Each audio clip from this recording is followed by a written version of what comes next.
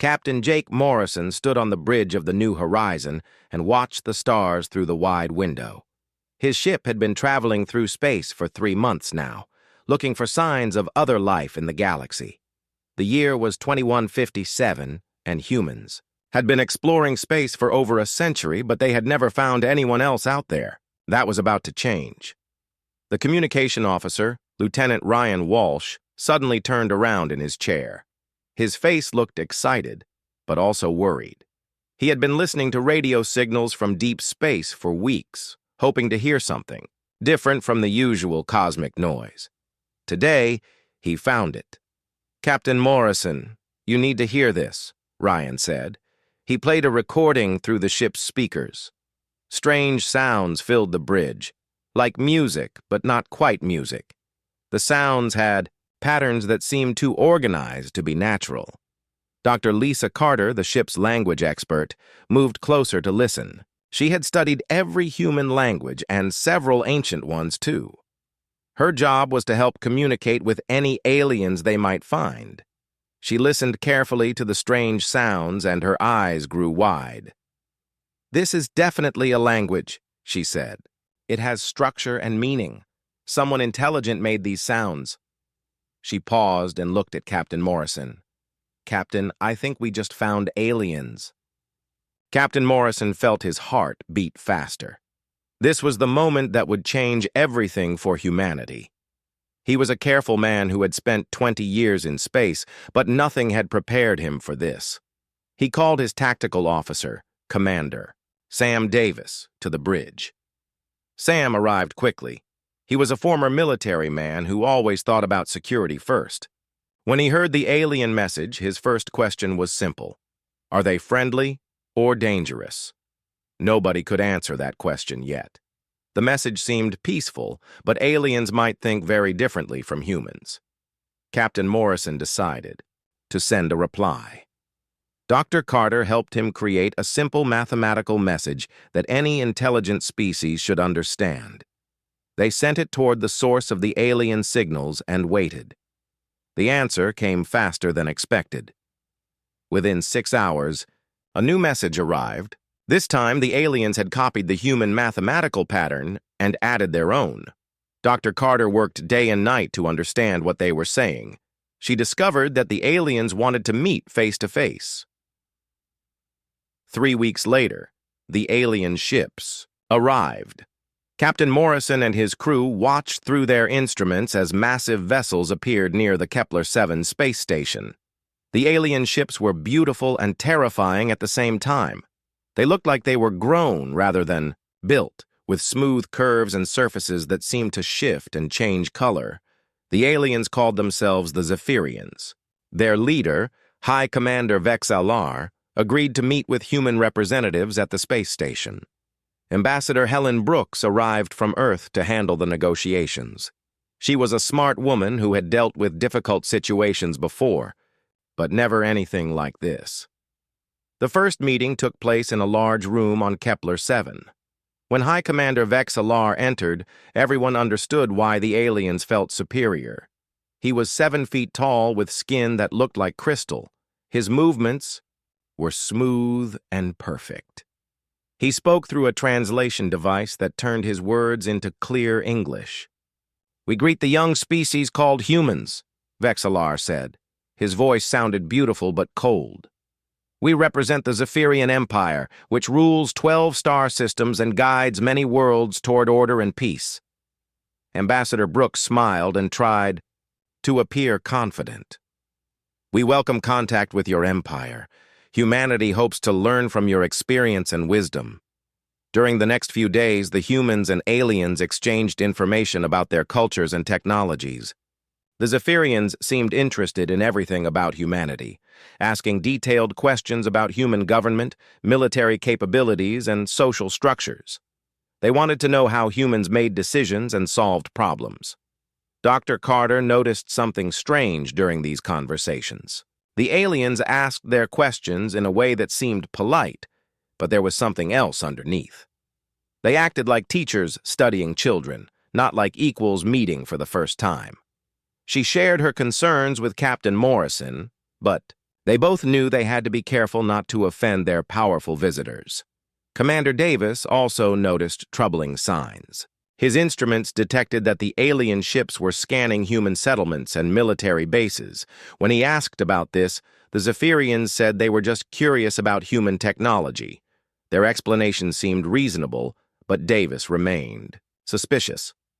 The aliens were particularly interested in human emotions and individual thinking. They asked why humans often disagreed with each other and why they made decisions based on feelings instead of pure logic. Ambassador Brooks tried to explain that human diversity and creativity were strengths, but the aliens seemed puzzled by this idea. After a week of meetings, High Commander Vexalar announced that the Zephyrians needed time to consider humanity's place in the galactic community. The alien ships departed as suddenly as they had arrived, leaving the humans with more questions than answers. Captain Morrison stood on his bridge again, watching the alien ships disappear into the darkness of space. Something about their departure felt wrong, like a storm gathering just beyond the horizon. Dr. Carter and Commander Davis shared his unease. The aliens had been polite and peaceful, but their questions had been too focused on human weaknesses and military capabilities. "What do you think they really wanted to know about us?" Ryan asked. Captain Morrison looked at his crew and realized they were all thinking the same thing. The aliens had not come to welcome humanity into the galaxy. They had come to judge whether humans were worthy of survival. 3 months passed after the aliens left, and life on Earth tried to return to normal. Captain Morrison and his crew remained on patrol near the outer colonies, watching for any sign of the Zephyrians' return. Dr. Carter spent her time studying the alien language recordings, trying to understand more about how they thought and communicated. Commander Davis worked with Earth's military leaders to analyze what they had learned about alien technology. The waiting ended on a Tuesday morning, when every communication device on Earth received the same message at exactly the same time. Television broadcasts stopped mid-sentence, radio stations went silent, and computer screens everywhere displayed the same alien symbols that slowly transformed into human languages. High Commander Vexalar's face appeared on billions of screens across the planet. His crystal-like features remained calm and emotionless as he delivered his message. Behind him, the humans could see the interior of a massive alien ship filled with advanced technology that made their best equipment look primitive. "People of Earth," Vexalar began, his translated voice carrying clearly through every speaker on the planet. "The Zephyrian Empire has completed its evaluation of your species. We have determined that humanity poses a significant risk to galactic stability and order." President Laura Martinez was in an emergency meeting with her cabinet when the message began.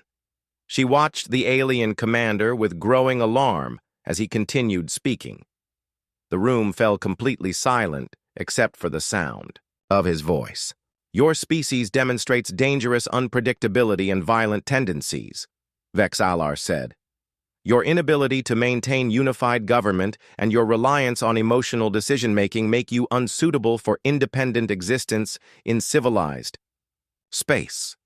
The alien commander paused, letting his words sink in across the planet.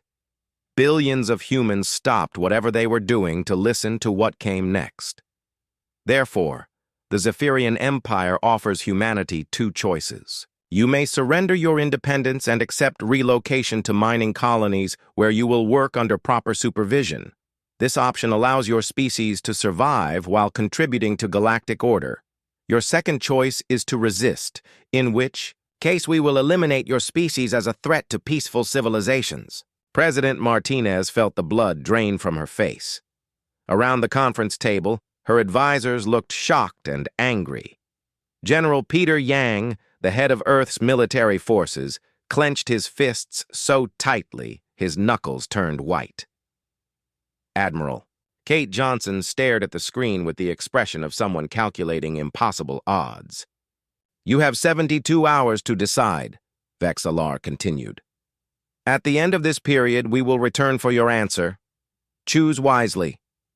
The Zephyrian Empire has brought order to 47 worlds. None have successfully resisted our guidance. Transmission ended abruptly, leaving Earth in stunned silence. Within minutes, the silence broke as millions of people began talking, shouting, and demanding answers from their governments. Emergency sessions convened in every major capital as world leaders tried to process what had just happened. President Martinez immediately activated the Global Defense Council, bringing together military and political leaders from every nation. The meeting took place in a secure bunker beneath Washington, with representatives joining by video link from around the world. "We need to understand what we're facing," the president said as the meeting began. "General Yang, what's your assessment of our military situation?" General Yang stood up, his uniform crisp despite the early hour. He had fought in 3 wars and never backed down from a fight, but his expression was grim. "Madam President, based on what we observed at Kepler 7, the alien fleet could destroy our orbital defenses within hours. Their technology is centuries ahead of ours." Senator Nick Green, who chaired the Senate Defense Committee, interrupted. "Then we have to consider surrender. We can't fight a war we can't win. Maybe we can negotiate better terms for the mining colonies." Admiral Johnson shook her head firmly. "With respect, Senator, slavery is slavery. These aliens aren't offering us a choice between freedom and safety. They're offering us a choice between slavery and death." Dr. Alan Foster joined the meeting by video link from the Deep Space Research Institute. He had spent the last 3 months analyzing every piece of data they had collected about Zephyrian technology and society. His findings were disturbing, but also gave some hope. "The aliens have used this same pattern before," Dr. Foster explained. "We've detected similar ultimatums sent to 47 other worlds over the past 1,000 years. Every species that received this message either surrendered immediately or was destroyed within days." "That's not encouraging," President Martinez said. "Actually, it might be," Dr. Foster replied. "All the conquered species were hive minds or had very rigid social structures. They made decisions slowly and followed orders without question. The aliens have never faced a species like humanity before." General Yang leaned forward with interest. "What do you mean?" "Humans are unpredictable," Dr. Foster said. "We make quick decisions based on incomplete information. We disagree with our leaders. We fight even when we know we might lose. The aliens see these as weaknesses, but they might actually be our greatest strengths." Captain Morrison's voice came through the communication system from his ship. "Dr. Foster is right. During our meetings, the aliens seemed confused by human behavior. They kept asking why we don't all think the same way. Meanwhile, across Earth, ordinary people were making their own preparations." Former soldier Tony Blake gathered his old military friends in New York City. Marine biologist Carol White began converting underwater research stations into hidden bases. Construction worker Jake Phillips started collecting materials that could be used to build weapons or explosives. Dr. Carter, still aboard the New Horizon, worked frantically to decode more alien communications.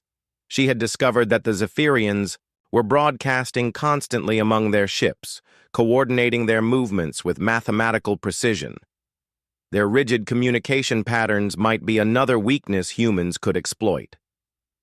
As the 72-hour deadline approached, humanity began to show what made them different from every other species the aliens had encountered. Instead of unified surrender or organized military resistance, billions of individuals started making their own plans for survival and resistance. President Martinez addressed the world as the deadline approached. "We will not surrender our freedom," she announced. "We will not accept slavery for our children. If the aliens want to destroy us, they will learn that humanity does not die quietly." The Global Defense Council had made its decision, but more importantly, so had ordinary people around the world. Teachers like Amy Clark organized evacuation plans for their students.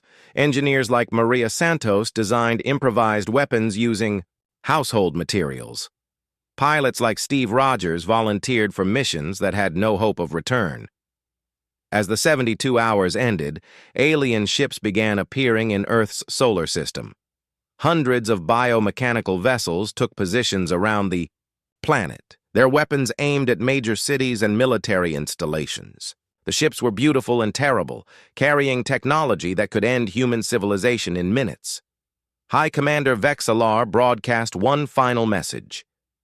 Your time has expired. We detect no surrender signals from your planet. This is unfortunate, but not unexpected. Your species will be eliminated to preserve galactic peace. President Martinez stood in the White House, surrounded by her advisors and military commanders. Outside, she could see alien ships hanging in the sky like storm clouds. She activated the global communication system and spoke her final words to humanity. This is our darkest hour, but it will not be our last hour. We are human. We endure. We fight. We survive. Let them see what humanity really means. The first alien weapons began to fire. The alien attack began with precision and overwhelming force. Energy beams struck military bases around the world, turning advanced installations into smoking craters in seconds. Gravitational weapons pulled orbital defense platforms apart like toys. The Zephyrians expected the war to end within hours, just like it had on 47 other worlds. They were wrong. In New York City, the first alien beam destroyed the main military command center as planned. But instead of surrendering, the humans scattered like insects disturbed from their nest. Tony Blake, a former Special Forces operator who now worked construction, had been waiting for this moment. He led 50 volunteers into the subway tunnels, beneath Manhattan, where they had been stockpiling supplies for weeks. They took out the big targets first, Tony told his team as explosions shook the ground above them. That means they're following their standard playbook, but they don't understand how we really fight. The aliens had studied human military structures and expected organized resistance from central command points. Instead, they found thousands of independent groups acting without coordination or clear leadership. Construction workers became demolition experts. Police officers turned into guerrilla fighters. Teachers organized evacuation networks that moved like water through cracks in the alien assault. High Commander Vexalar watched the initial attack from his flagship, expecting to see surrender signals within the first hour. His tactical displays showed successful destruction of all major military targets, but human resistance was actually increasing instead of decreasing. This had never happened before. Report status. Vexalar commanded his tactical officer. All primary targets destroyed. Successfully, Commander. However, we are detecting unexpected activity across the planet. Small groups of humans are attacking our ground forces with improvised weapons and unconventional tactics. Carol White, a marine biologist, had been preparing underwater facilities since the alien ultimatum. When the attack began, she activated a network of hidden bases in oceans and lakes around the world. The aliens had never fought an aquatic species before, and their sensors could not penetrate deep water effectively. From her base beneath Lake Superior, Carol coordinated with similar groups around the world. Former Navy personnel used civilian submarines and modified boats to move supplies and personnel. The aliens controlled the skies and the land surface, but they had forgotten about 70% of Earth's surface that lay underwater. Dr. Foster's research team worked frantically in a hidden laboratory built inside an abandoned mine. With physicist Dr. Kevin Brown and computer specialist Jenny Miller, they analyzed captured alien technology from the first wave of attacks. What they discovered changed everything. Their weapons and ships are incredibly advanced, Dr. Foster explained to Dr. Brown as they examined alien debris. But they're designed to fight predictable enemies. Look at these targeting systems. The alien weapons used sophisticated computers to predict enemy movements and counter strategies. They could calculate thousands of possible responses and prepare for each one. But human behavior broke their prediction models completely. Jenny Miller discovered the most important weakness while analyzing alien computer systems. "Their targeting computers are trying to read our minds," she said. "They scan brain patterns to predict what we'll do next. But human thought patterns are so chaotic that their computers can't process the data fast enough." This discovery spread through the resistance networks within days. Humans learned that the more unpredictable and emotional they became, the harder it was for alien weapons to target them effectively. Pilots who flew with anger and desperation found that alien interceptors couldn't predict their movements. Soldiers who fought with pure instinct survived longer than those who followed military training. Jake Phillips, the construction worker, proved this theory in downtown Chicago. When alien ground forces occupied the city center, he approached their position alone, carrying what looked like a simple toolbox. The alien sensors couldn't determine if he was a threat because his intentions kept changing from moment to moment as Jake walked toward the alien checkpoint. He thought about his daughter's safety, then about the best way to plant his explosives, then about a song he heard on the radio that morning. His mind jumped between thoughts so rapidly that the alien predictive systems couldn't establish a pattern. He got within 50 feet of the alien command post before triggering the explosives hidden in his toolbox. The blast destroyed the alien position and opened a hole in their defenses that human fighters exploited for hours. The aliens faced another problem they had never encountered before. Humans continued fighting even when defeat seemed certain. On every previous world, conquered species surrendered when their military forces were destroyed. Humans fought harder. Pilot Steve Rogers demonstrated this when his fighter squadron engaged alien interceptors over Los Angeles. His plane took critical damage early in the battle, but instead of ejecting or attempting to land, he aimed his crippled fighter directly at the largest alien ship in the formation. "This is for Earth," he radioed to his wingmates as his damaged plane screamed toward the alien vessel. The impact destroyed both his fighter and the alien ship, creating an opening that allowed the rest of his squadron to escape. The Zephyrians could not understand this behavior. In their logical society, individual sacrifice for uncertain gains made no sense. They had expected humans to calculate odds and surrender when victory became impossible. Instead, humans seemed to become more dangerous as their situation grew, more desperate. Teacher Amy Clark showed another aspect of human strength in Denver.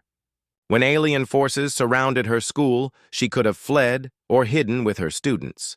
Instead, she organized an evacuation that saved 200 children while drawing alien fire toward herself. She died in the battle, but her sacrifice allowed every child to escape.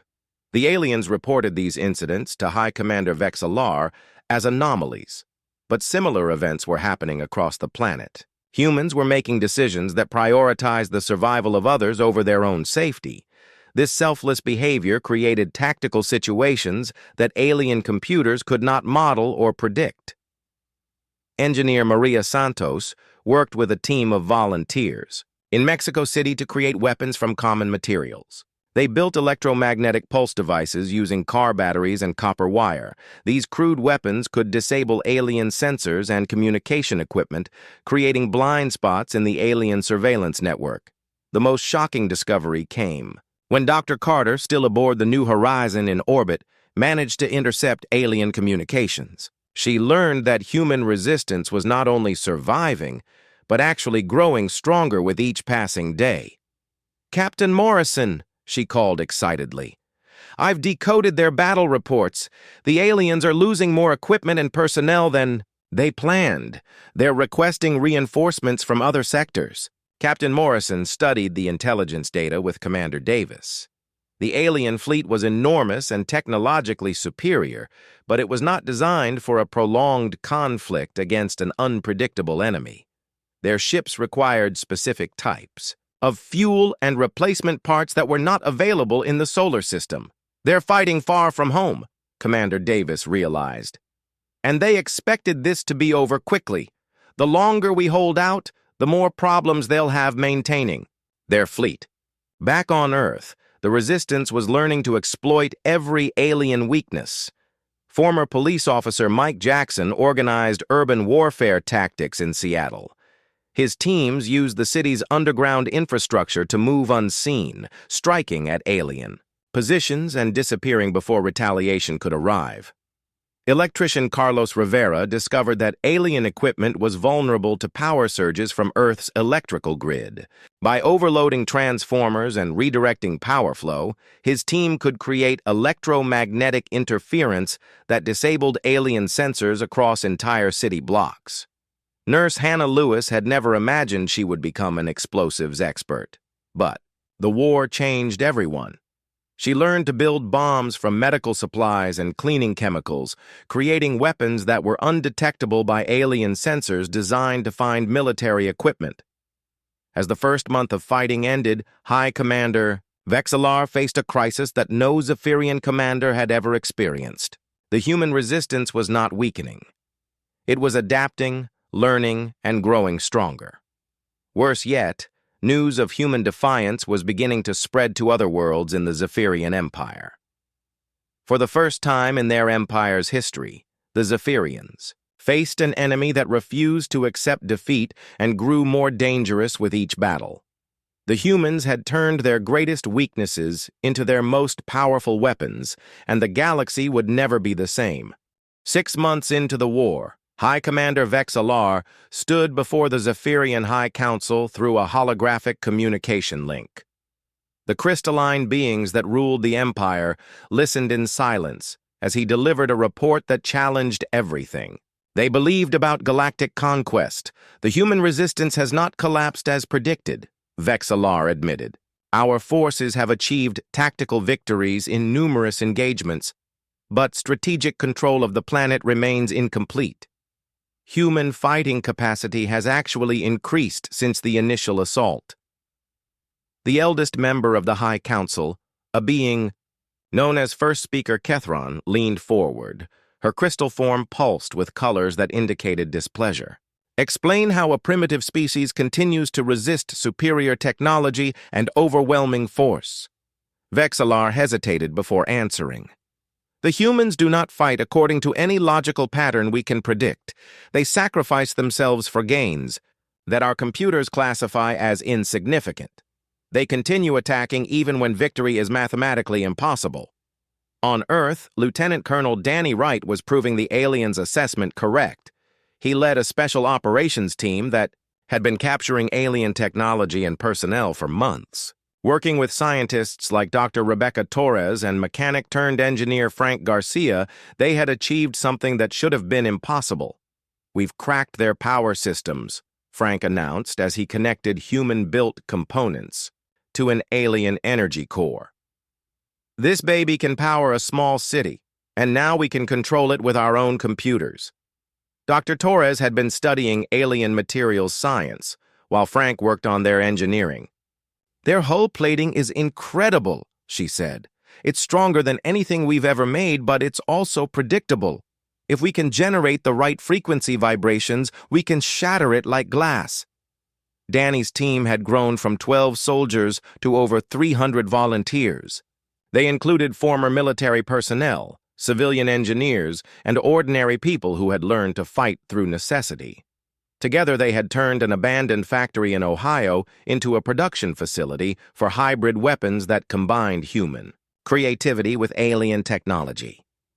The breakthrough moment came when Captain Morrison received new orders from Earth's military command. Instead of defending human territory, they were going on the offensive. The plan seemed insane. Use captured alien ships to attack Zephyrian supply lines and staging areas beyond Earth's solar system. They'll never expect us to leave our home planet, Admiral Johnson explained during a strategy meeting. Every species they've conquered before focused entirely on defending their homeworld. We're going to hit them where they feel safe.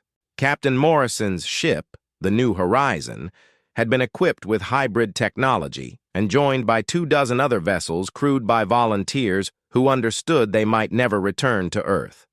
The mixed fleet included converted civilian ships, captured alien vessels, and experimental craft built in hidden facilities around the world. The first target was a Zephyrian supply depot located 3 star systems away from Earth. The alien facility orbited a dead planet, protected by automated defenses and a small garrison that had never faced an attack. Their security systems were designed to detect and destroy ships that behaved according to standard military doctrine. Ace pilot Lisa Thompson commanded the lead fighter squadron for the mission. She had learned to fly by watching alien interceptors in combat and practicing in captured enemy craft. Her technique violated every principle of safe flying, but it was exactly what the situation required. "Remember," Lisa told her pilots as they approached the target, "fly like humans, not like machines. Be unpredictable. Be crazy. Make them guess what you're going to do next." The attack began with Lisa's squadron diving toward the alien facility in formations that changed constantly. Her fighters rolled, spun, and weaved through space in patterns that looked random, but were actually carefully planned to confuse alien targeting systems. The facility's automated defenses fired repeatedly but could not achieve effective hits against such erratic targets. While the alien computers struggled to track the fighters, Captain Morrison brought the main fleet close enough to launch their real attack. Modified human torpedoes, guided by pilots instead of computers, struck critical points on the facility with devastating accuracy. The supply depot's destruction sent shockwaves through the Zephyrian fleet around Earth. For the first time in their empire's history, humans had successfully attacked an alien installation outside their own star system. The psychological impact was as important as the tactical victory. Back on Earth, the Resistance had evolved into a complex network of interconnected cells that operated with increasing effectiveness. Mike Jackson's urban warfare teams had learned to coordinate with Carol White's underwater bases and Tony Blake's tunnel fighters without any central command structure. The aliens found that controlling human territory was impossible because humans refused to stay controlled. Every building they occupied became a target for sabotage. Every supply convoy they sent became an opportunity for ambush. Every communication they transmitted was monitored and decoded by human intelligence teams.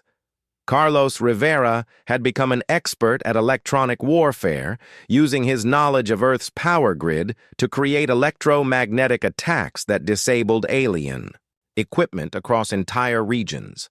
His team could black out alien sensors for hours at a time, creating windows of opportunity for human operations. Hannah Lewis led a medical unit that had become surprisingly effective at gathering intelligence. The aliens did not consider medical personnel to be military threats, which allowed Hannah's team to move freely through occupied areas while collecting information about alien positions and weaknesses. The war's turning point came when Dr. Foster's research team made a crucial breakthrough in understanding Zephyrian biology and psychology. Working with captured alien prisoners, they discovered that the enemy's greatest strength was also their greatest weakness. "They're not really individuals like we are," Dr. Foster explained to the Resistance leadership. "They think as part of a collective consciousness. Each alien is connected to others in their unit, sharing thoughts and decisions instantly." Jenny Miller had been monitoring alien communication networks and discovered the implications of this discovery. "That's why they can coordinate so perfectly," she said. "But it also means that chaos in one part of their formation spreads to all the others." This knowledge led to the development of new tactics designed to overwhelm alien coordination systems.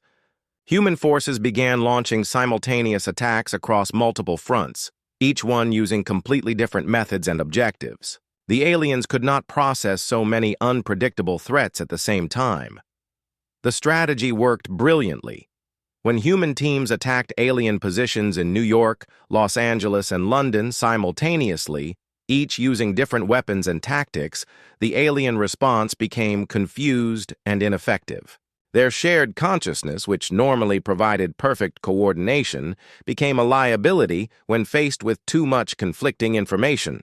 Special Agent Rachel Stone led one of the most daring operations of the war when she infiltrated a Zephyrian command ship orbiting Earth.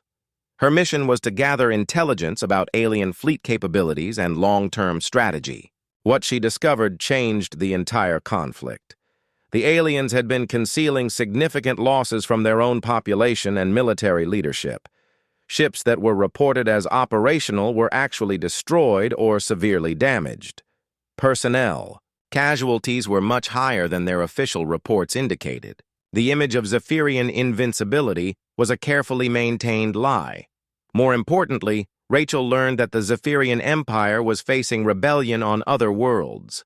News of human resistance had spread through their territory, inspiring other, conquered species to question alien authority for the first time in centuries. Engineer Paul Anderson led the team that achieved the war's most significant intelligence breakthrough.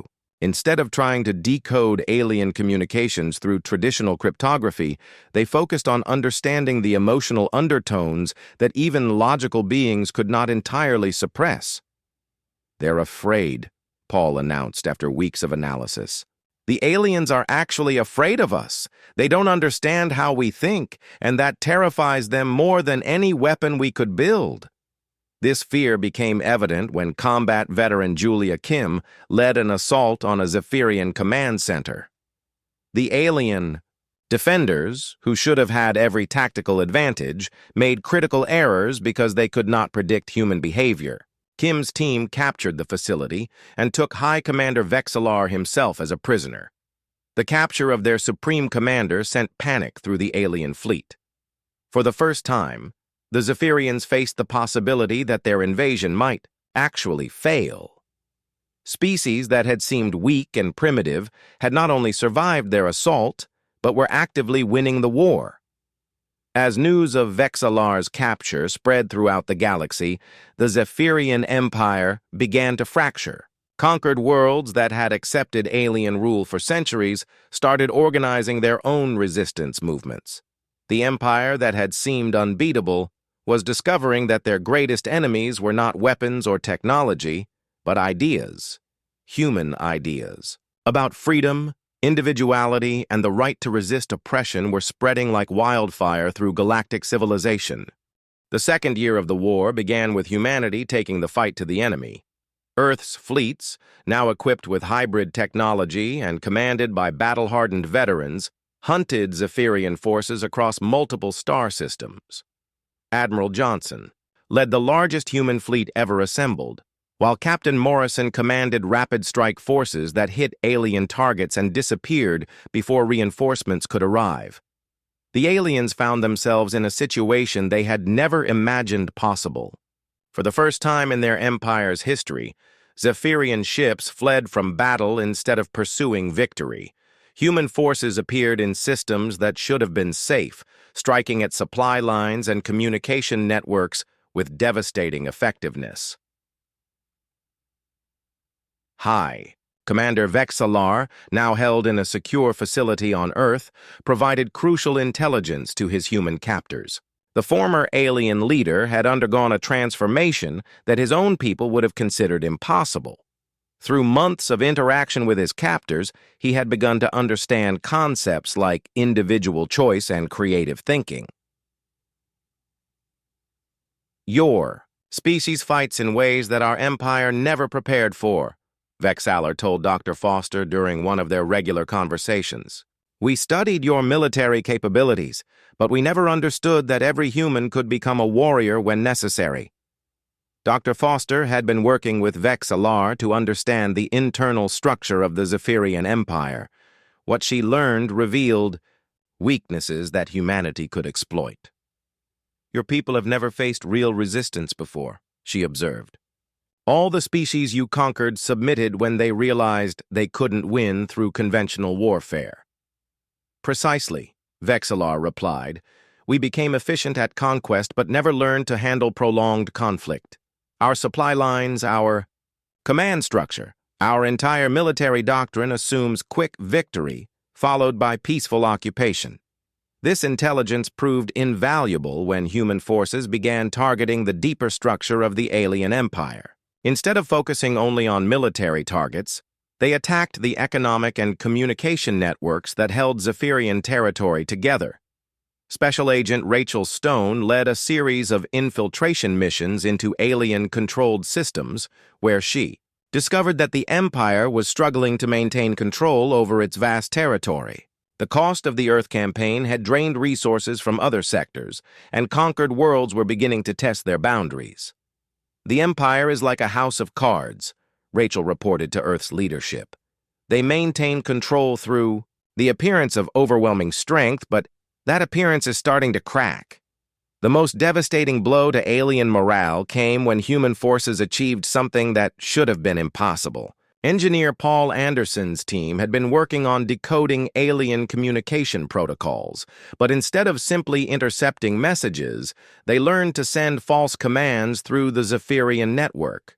"We can make their own ships attack each other," Paul announced during a strategy meeting. Their communication system assumes that any properly formatted command comes from legitimate authority. They never considered the possibility of deception.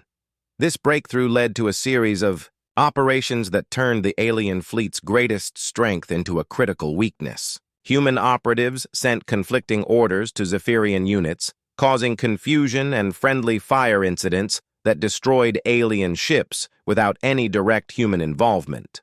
Combat veteran Julia Kim expanded her operations beyond Earth, leading assault teams that captured alien facilities across 3 star systems.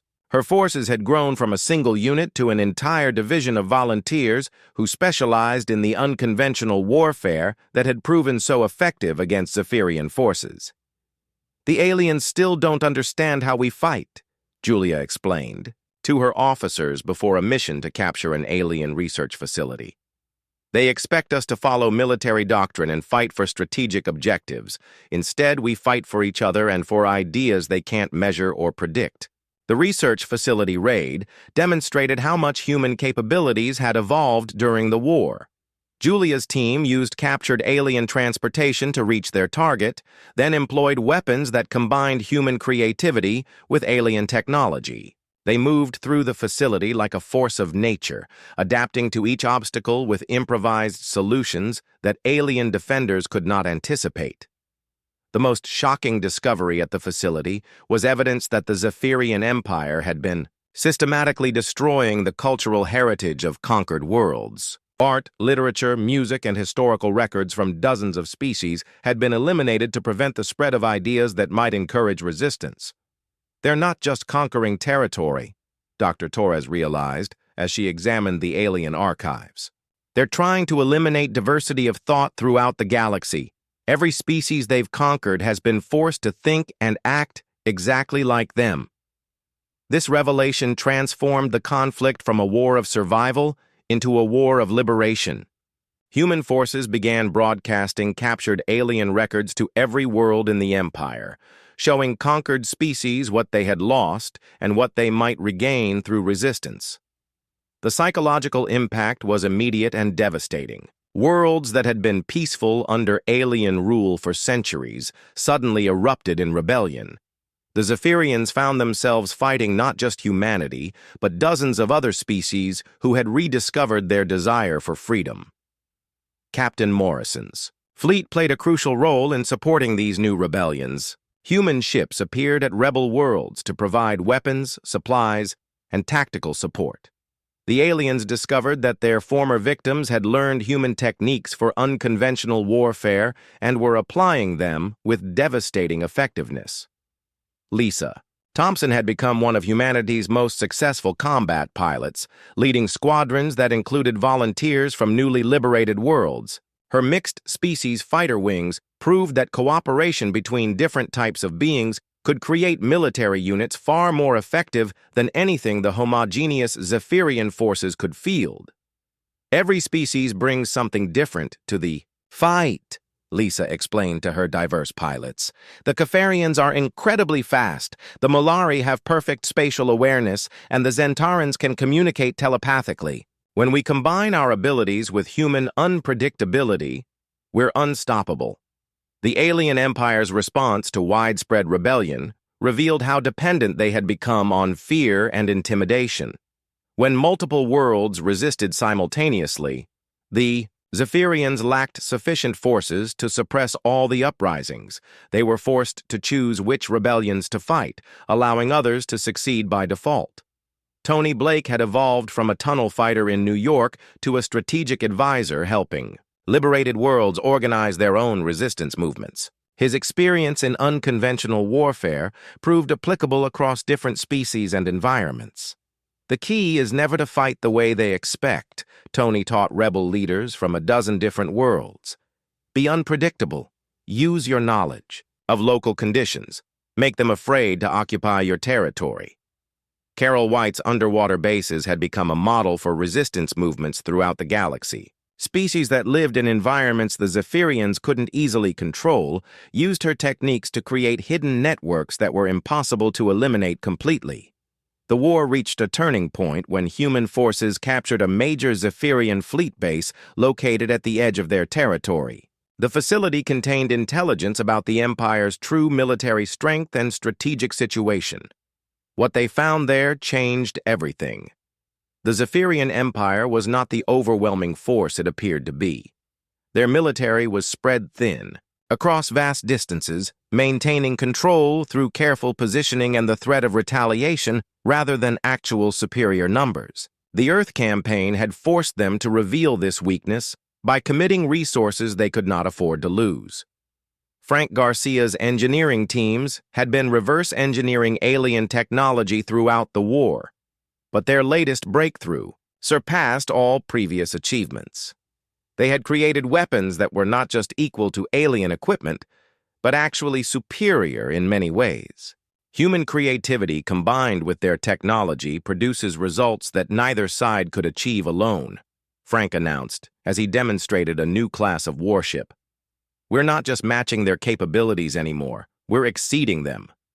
The new human vessels incorporated design principles that reflected humanity's approach to warfare. Instead of relying on overwhelming firepower or perfect coordination, they emphasized adaptability, rapid response, and the ability to function independently when cut off from central command.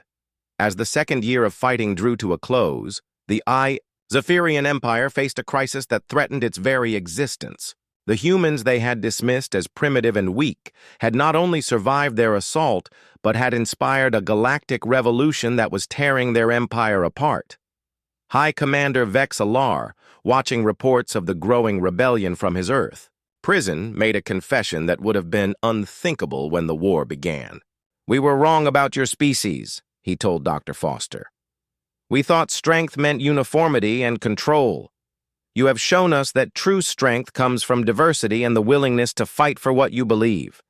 The hunter had indeed become the hunted, but more than that, the galaxy itself was awakening to possibilities that the Zephyrian Empire had tried to eliminate forever. 2 years after first contact, the impossible had happened. The mighty Zephyrian Empire, which had dominated the galaxy for over 1,000 years, sent a formal request for ceasefire to Earth. The message arrived not as an ultimatum delivered by superior beings, but as a desperate plea from a failing empire seeking to understand how everything had gone so wrong. President Martinez stood in the same White House briefing room where she had declared humanity's refusal to surrender. Now, she faced a very different situation. Alien ships still orbited Earth, but they came as supplicants rather than conquerors. The crystal-featured beings who had once threatened to eliminate humanity now sought to learn from the species they had underestimated so completely. The ceasefire negotiations took place aboard a specially constructed space station in neutral territory. Ambassador Helen Brooks, who had become known throughout the galaxy as the Iron Diplomat, led the human delegation. Across the table sat High Commander Vex Alar, no longer a prisoner but not quite a free being either. His empire was collapsing around him, and he knew that humanity represented his people's only hope for survival. "We come to ask for your guidance," Vex Alar said, words that would have been unthinkable 2 years earlier. "Our empire is dissolving. 43 worlds have declared independence. Our military forces are in retreat across 7 sectors. We do not understand how this happened. Ambassador Brooks studied the alien commander with a mixture of sympathy and wariness. The war had taught humanity that mercy could be a strength, but also that vigilance was always necessary. You lost because you never understood what you were fighting, she replied. You saw our diversity as weakness, but it was our greatest strength. The negotiations continued for weeks, but the real work of building a new galactic order was happening on dozens of worlds across the former empire. Captain Morrison, now commanding the flagship Perseverance, led humanitarian missions to planets where Zephyrian control had collapsed. His mixed crews of humans and former alien subjects worked together to establish stable governments based on principles of freedom and cooperation. Dr. Carter's linguistic skills had become more valuable than ever as humanity made contact with species that had been suppressed under alien rule for centuries. Each world had its own language and culture that the Zephyrians had tried to eliminate.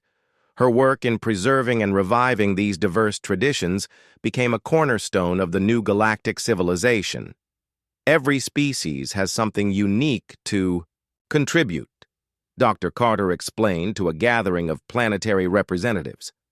The Zephyrians tried to make everyone think the same way, but we've learned that diversity of thought is what drives progress and innovation. The most dramatic change came in how different species approached problem-solving and decision-making. Under Zephyrian rule, all major decisions had been made by the Empire's central authority using pure logic and mathematical analysis. The new system encouraged each world to develop its own solutions while sharing knowledge and resources with others. Tony Blake found himself in an unexpected role as an advisor to newly liberated worlds. His experience with unconventional warfare had taught him lessons that applied to peaceful resistance against oppression. He traveled from planet to planet, teaching former slaves how to think independently and organize their own societies. Freedom isn't something that gets handed to you, Tony told a gathering of former Zephyrian subjects on the world of Kepler Prime. It's something you have to practice every day. You have to be willing to make mistakes, learn from them, and try again. The economic transformation of the galaxy proved as dramatic as the political changes. Under Zephyrian rule, all production had been centrally planned to serve the Empire's needs. The new system allowed each world to develop its own economy based on local resources and capabilities. Frank Garcia's engineering teams worked with alien scientists to develop technologies that combined the best aspects of different species' innovations. The results exceeded anything the Zephyrian Empire had achieved through its rigid top-down approach to research and development. When you let different minds work together freely, Frank observed, you get solutions that none of them could have found alone. The aliens had incredible technology, but they never learned how to improve it because they were afraid of change. Carol White established the Galactic Environmental Council, an organization that helped different worlds share knowledge about sustainable development and ecosystem preservation. Her underwater resistance experience had taught her the importance of working with natural systems rather than trying to dominate them. The Council's first major project was the restoration of worlds that had been strip-mined under Zephyrian rule. Using a combination of alien technology and human biological knowledge, they began healing ecosystems that had been considered permanently destroyed. Admiral Johnson took command of the new Galactic Defense Fleet, an unprecedented organization that brought together ships and personnel from dozens of different species. The fleet's mission was not conquest or control, but protection of the freedom that so many worlds had fought to achieve. We're not building an empire, Admiral Johnson explained to her diverse officer corps. We're building a network of free worlds that choose to work together for mutual benefit. Anyone who wants to leave can leave. Anyone who wants to join can join. The choice is always theirs. The transformation of the Zephyrians themselves proved to be one of the most challenging aspects of the new order. Billions of beings who had known only rigid hierarchy and collective thinking were suddenly expected to make individual decisions and accept personal responsibility for their actions. High Commander Vexalar became an unlikely advocate for change within his own species. Working with Dr. Foster and other human advisors, he helped establish programs to teach Zephyrians about concepts like personal autonomy and creative expression. We spent 1,000 years believing that order and control were the highest virtues. Vexalar reflected during one of his regular conversations with Dr. Foster. You have shown us that chaos and freedom can create beauty and strength that perfect order never could. Not all Zephyrians accepted the new reality. Remnant forces under commanders like War Chief Thakron continued to fight for the restoration of the old empire. These holdouts became a persistent threat that required ongoing vigilance from the Galactic Defense Fleet. Lisa Thompson led the fighter squadrons that responded to these threats, her mixed-species wings proving again and again that cooperation was superior to domination. Her pilots came from 20 different worlds, each bringing unique skills and perspectives to their shared mission. The most significant moment in establishing the new order came when the Galactic Freedom Alliance held its first democratic assembly. Representatives from 97 worlds gathered on a space station built cooperatively by dozens of different species. For the first time in galactic history, major decisions would be made by consensus rather than imperial decree. President Martinez, now serving as the first elected president of the Alliance, addressed the assembly in a speech that would be remembered for centuries. 2 years ago, we were told that we were too weak and chaotic to survive in this galaxy, she said. Today, we have learned that our weaknesses were actually our greatest strengths, and that diversity is the foundation of true civilization. The Alliance's first major decision was the establishment of the Galactic Charter of Rights, a document that guaranteed freedom of thought, expression, and self-determination to all sentient beings. The charter was based on human concepts of individual liberty, but it was expanded and refined through input from dozens of different species and cultures. Paul Anderson's work in establishing galactic communication networks became crucial to maintaining unity across such a diverse alliance. His systems allowed instant communication between worlds while preserving each planet's cultural autonomy and linguistic diversity. The war crimes trials of former Zephyrian leaders presented another challenge for the new order. Many beings demanded harsh punishment for centuries of oppression, while others argued for forgiveness and reconciliation. The solution they developed reflected humanity's influence on galactic thinking.